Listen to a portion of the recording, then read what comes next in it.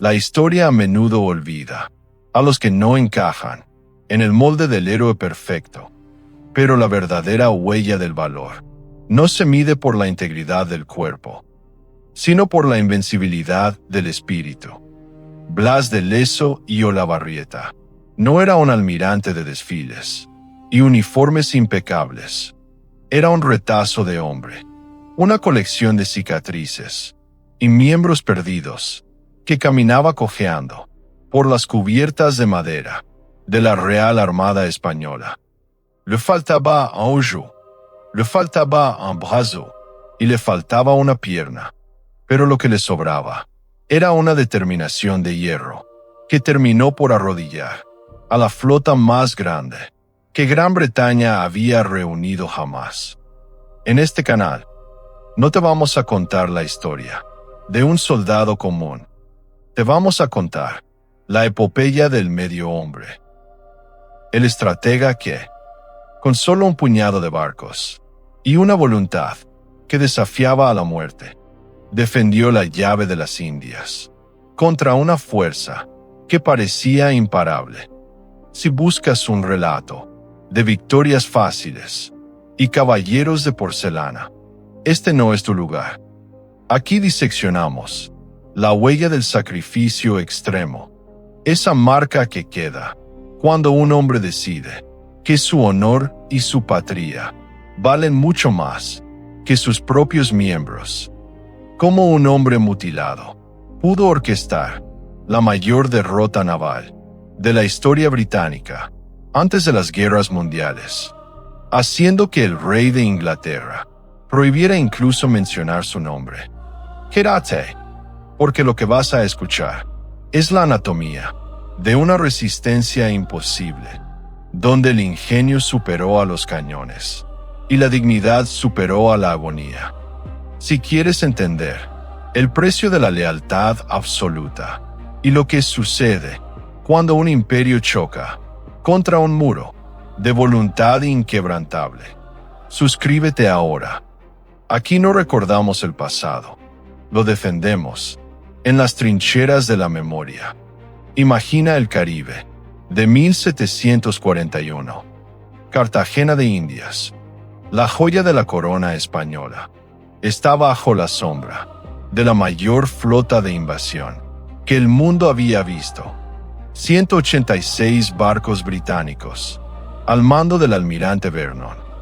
Los ingleses estaban tan seguros de la victoria que incluso acuñaron medallas antes de la batalla, celebrando la derrota de España.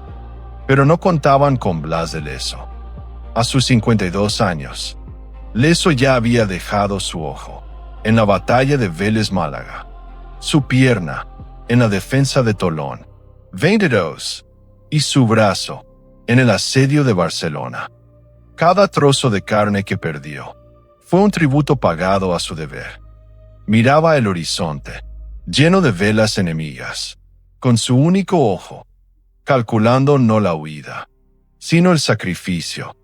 Sabía que la defensa de Cartagena no era solo una cuestión de barcos, sino de tiempo y resistencia. Mantuvo la calma, mientras los cañones británicos empezaban a escupir fuego sobre los castillos de San Felipe. Blas de Lezo no buscaba la supervivencia, buscaba la humillación del invasor.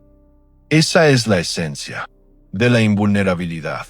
Cuando un hombre ya no tiene miedo a perder lo poco que le queda, se vuelve eterno. Si este momento de desafío supremo, donde un hombre roto se convierte en el último bastión de un imperio, te hace entender el peso de la verdadera huella. Suscribid. Aquí solo navegamos con los que no se rinden, ni ante la mutilación, ni ante el olvido. 186 naves inglesas cubrían el horizonte de Cartagena de Indias, como una hilera de lobos hambrientos, esperando devorar la perla del Caribe. La desproporción era tan absurda que el almirante Vernon, desde su lujoso camarote, ya saboreaba la victoria. imaginando cómo la corona española se desmoronaría ante el peso de sus cañones. Pero Vernon no entendía que no se enfrentaba a un ejército común. Se enfrentaba a la voluntad de un hombre que ya le había entregado al deber su ojo, su brazo y su pierna, y que no tenía ninguna intención de entregar lo que le quedaba, su honor. Blas de Lezo, con su bastón de mando, en la única mano que le quedaba, miraba los muros del castillo de San Felipe de Barajas, y sabía que la piedra podía romperse. Pero la determinación de quienes la defendían debía ser eterna. Si te impresiona cómo un hombre mutilado pudo orquestar una defensa que desafió todas las leyes de la guerra, haciendo que la flota más grande de la historia británica se estrellara contra un muro de ingenio y sacrificio. Suscríbete ahora mismo. Aquí no analizamos derrotas gloriosas. Analizamos victorias impossibles, de esas que cambian el rumbo de los mapas y el destino de las naciones. Únete a nuestra legión antes de que la marea de la historia se lleve los nombres de los que nunca se rindieron. El asedio comenzó con un trueno que pareció partir el cielo en dos. Miles de proyectiles británicos llovieron sobre las defensas españolas, transformando el paraíso tropical en un infierno de humo, metralla y gritos. Vernon, cegado por su propia arrogancia, envió un mensaje a Londres, asegurando que Cartagena ya era suya, provocando que se acuñaran medallas, con la imagen de Blas de Lezo, héroe del lado. ¡Qué insulto para el medio hombre! Lezo no se arrodillaba ante nadie, ve mucho menos ante un invasor, que confiaba más en sus números que en su valor. Utilizó su conocimiento magistral del terreno para convertir a Cartagena en una trampa mortal. Ordenó hundir sus propios barcos en la boca del puerto para bloquear el paso de los navíos de línea ingleses, obligando a Vernon a desembarcar a sus tropas en un terreno pantanoso, infestado de fiebre amarilla, de mosquitos. Cada día que pasaba era una victoria para Lezo. Cada soldado inglés que caía víctima de la enfermedad era un enemigo menos al que enfrentarse con el acero.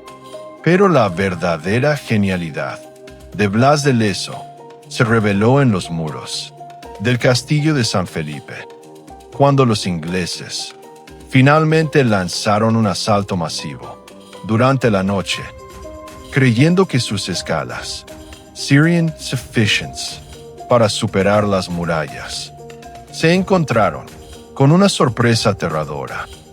La victoria en Cartagena de Indias no fue celebrada con campanas de oro ni desfiles triunfales en las calles de Madrid, mientras el almirante Vernon huía hacia Inglaterra con la rabia quemándole las entrañas. Blas de Lezo, el hombre que le había arrebatado la gloria a Gran Bretaña, se quedaba solo con sus heridas, su fiebre, ve el silencio cómplice de los burócratas.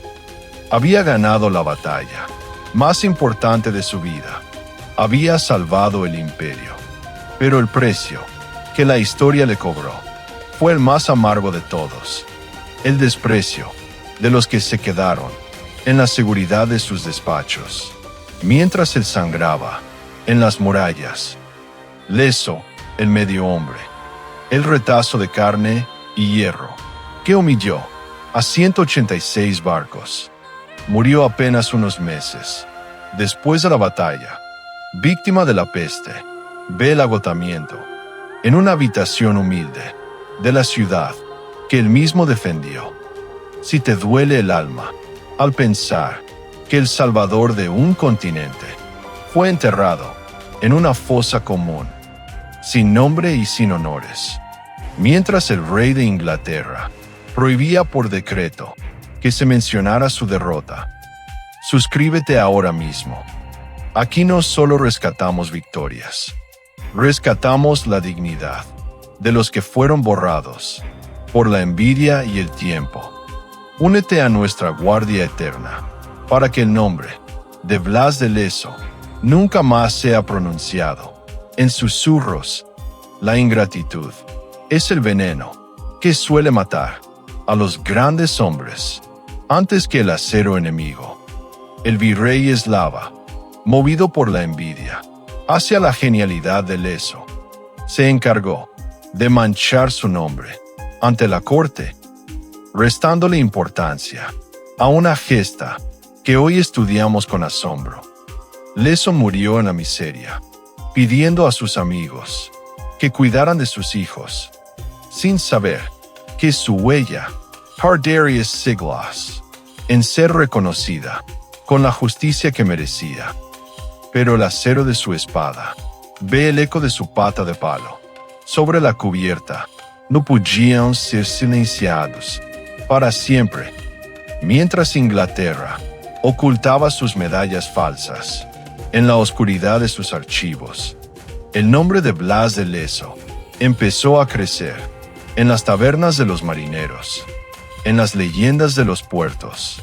Ve en el corazón de cada español que sabía que Cartagena seguía en pie, gracias a un solo ojo, ve un solo brazo, porque la huella de Lezo no se mide por los monumentos de mármol que le negaron en vida, sino por la realidad de un mapa que no cambió de color, gracias a su audacia. Él nos enseñó que no importa cuántas partes de tu cuerpo te arrebate el destino, mientras tu voluntad permanezca entera, eres invincible. Hoy, cuando miramos las murallas de San Felipe, no vemos solo piedra, vemos el testamento de un hombre que decidió que su honor valía más que su propia existencia. Blas de Lezo no fue un medio hombre, fue un hombre y medio, un gigante que se hizo más grande con cada cicatriz, ve más eterno con cada injusticia. Antes de cerrar este altar de la resistencia y el honor, si este viaje por la vida de Blas de Lezo te ha recordado que el valor verdadero no busca el aplauso, sino el deber, quédate con nosotros. Aquí no contamos historias para entretenerte, contamos verdades para que sientas el orgullo de los que no se doblegaron. Suscríbete, ve, ayúdanos a levantar de nuevo el estandarte de los que, como el almirante Lezo, dieron todo lo que tenían por un ideal que solo ellos podían ver. Porque las medallas pueden fundirse, los nombres pueden olvidarse, pero la huella de la invencibilidad es, por definición, eterna. Si hoy Blas de Lezo y Olavarrieta fuera representado en nuestro altar de sombras, no tendría una estatua de oro puro o un uniforme de gala sin mancha.